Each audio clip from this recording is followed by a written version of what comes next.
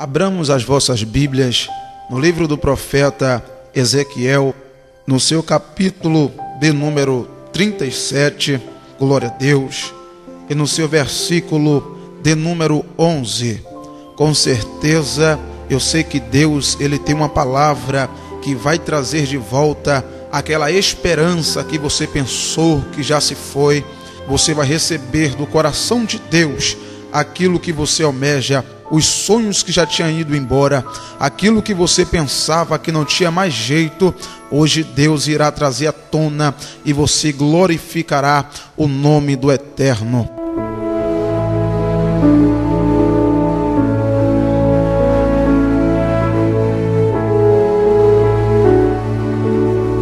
Ezequiel, capítulo de número 37, no seu versículo de número 11, diz-nos assim a palavra do nosso Senhor. Então me disse: filho do homem, estes ossos são toda a casa de Israel. Eis que dizem: os nossos ossos se secaram e pereceu a nossa esperança. Nós estamos cortados. Glórias a Deus.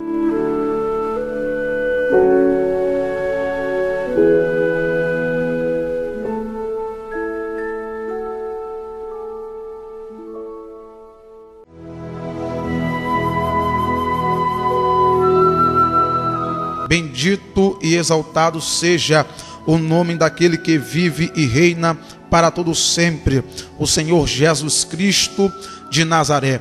Irmãos, eu tenho uma palavra a vos ministrar nesta hora acerca de um povo que Deus zelava por demais, um povo que estava a todo tempo no coração de Deus, um povo que anelava pela presença de Deus de forma fervorosa em todo o tempo. Mas a Bíblia diz que ao passar do tempo, este povo de Israel, eles começaram então a se relaxar na presença de Deus, eles começaram a se atrasar no momento de cultuar ao seu Senhor, ao seu Deus. A Bíblia diz então que este mesmo povo começou a conhecer outras pessoas que lhes apresentaram outros deuses, deuses alheios, pessoas ou imagens, escultura que se nomeia Deus, que na verdade não é, porque o único e verdadeiro Deus é aquele que criou os céus, que criou a terra e que criou tudo que existe. Então a Bíblia diz que este povo começou a prevaricar contra o Senhor. A Bíblia diz que o coração de Deus começou então a se entristecer ao proceder deste povo em sua presença. A Bíblia diz então que Deus deu ordem que um rei da terra do norte, de por nome Nabucodonosor, rei da cidade de Babilônia, entrasse em Israel, sitiasse Judá e Jerusalém, e todo aquele povo então provaria do amargo da ira de Deus. A Bíblia diz, amados e queridos irmãos, que no final do século 6, o rei de Babilônia invadiu Jerusalém e Judá. Então começou aquela grande batalha e o povo de Israel não conseguiu prevalecer contra os caldeus. Então a Bíblia diz que todos que morreram a fio da espada morreram, mas o que ficaram vivos, dentre eles mulheres, crianças, jovens, adolescentes, velhos, pré-adolescentes, eles foram levados para o cativeiro lá em Babilônia. A Bíblia diz, amados e queridos irmãos, que 10 anos se passaram. Passados então esses 10 anos, a Bíblia diz que todos procuravam uma palavra de Deus, mas ninguém mais encontrava. Todos procuravam uma saída, uma resposta para que a mão de Deus voltasse contra o seu povo, mas ele não encontrava uma resposta. A Bíblia diz que o tempo foi se passando e Deus usou a boca do profeta Jeremias que depois de 70 anos aquele povo poderia então retornar à sua terra de origem. Mas quanto mais o tempo passava, as dificuldades em Babilônia aí sim estavam aumentando cada vez mais. A Bíblia diz que todo o povo já estava com seu coração desesperançado.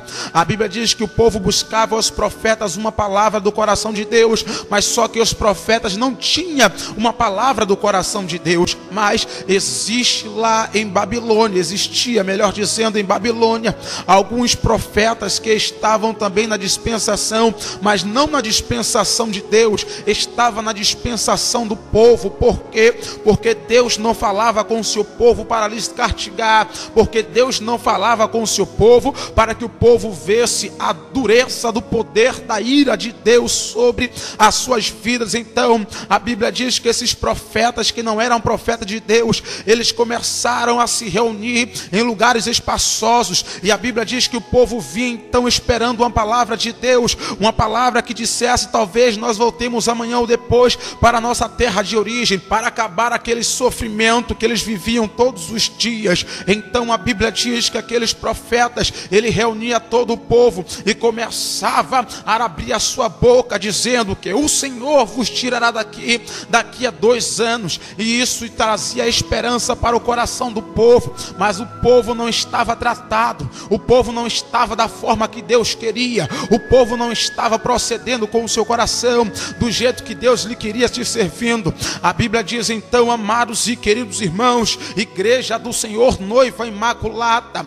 que Deus então trouxe uma palavra do coração do mesmo eterno Deus Todo-Poderoso ao profeta Abacuque. A Bíblia diz que Deus vira o profeta Abacuque orando ao Senhor. Então o profeta Abacuque começa a indagar a Deus: Deus, reaviva a sua obra no meio dos anos, Senhor. No meio dos anos, a vivifica, faz ser notória, Deus, a tua glória outra vez. Então a Bíblia diz que o profeta Abacuque estava tirando da sua alma o clamor da boca de todo o povo, porque o povo queria clamar a Deus, mas sabia que estava no erro. Eles de si mesmos não tinham palavra para descrever a Deus o quanto eles queriam voltar para a sua casa, o quanto eles queriam voltar para o seu país de origem. Deixa eu trazer uma palavra do coração de Deus para a sua vida, meu querido.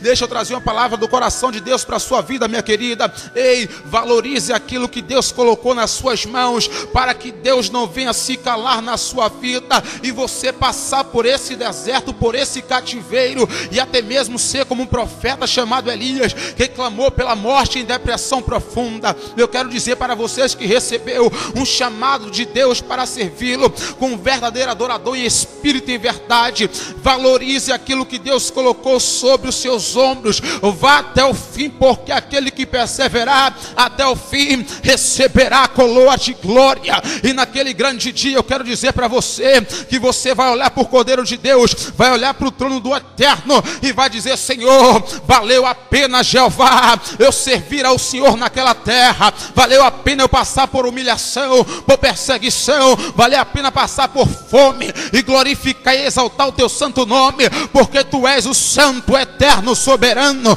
o único e verdadeiro Deus que vela, Senhor, sobre a sua palavra para cumprir.